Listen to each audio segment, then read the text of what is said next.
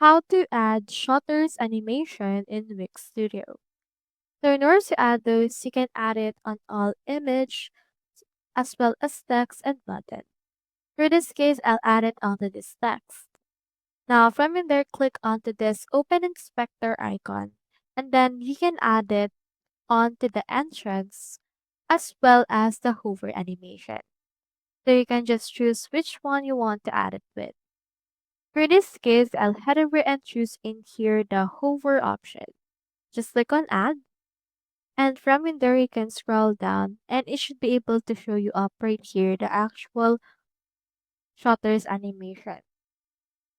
Head over and click onto the shutters and it should be able to provide you an actual animation of how that will look like.